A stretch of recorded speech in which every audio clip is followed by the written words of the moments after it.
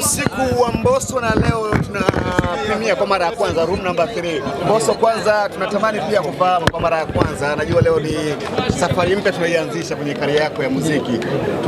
Tuanzie kwanza pale ambapo ulianza kutizi kwenye mitandao kwenye Green ile, watu walianza kustuka bwana Mbosso kutulia lingine. Kwanza tuambie kwa nini umechagua Green? Green ni rangi ya kupoza, I shout. Hilo la kwanza. La pili, green manake inakuruhusu kama mtu ambaye unasimama kwenye traffic light, unakuwa unaelewa hapa kuna red, kuna yellow na kuna green. Sasa inapokuja green manake unaruhusiwa kuanza safari uende.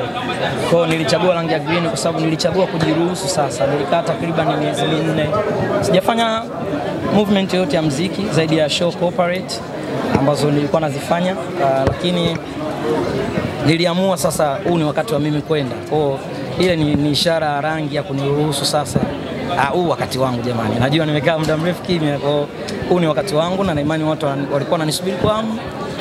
Nafurahi pia kuona watu waandishi wa habari mmekuwa wengi kiasi kwamba mpaka tunasukumana kutaka interview, manake huu ni upendo. Kwa na appreciate na washukuru sana. Kwa lengo ndio hii ni jambo lako la kwanza tangu utoke WCB, lakini tumeona unapata support kubwa sana kwa Wasafi, tukianzia kwenye Wasafi TV mpaka CEO mwenye Diamond Platnumz akiwa ana post kwenye Insta story yake kuhusu hilo na wengine.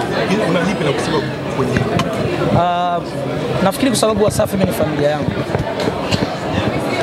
Ngoja nikuweke sawa kitu kimoja. Mimi na Wasafi kilichobadilika ni mikataba ya muziki. Karatasi, yani ni karatasi tu ambalo sisi wandengereko tunaita kusosa. Unaweza kalichukua kaenda kusosa. Unaelewa? Kwa hiyo ni karatasi ndio limebadilika, lakini sisi ni binadamu, ni familia.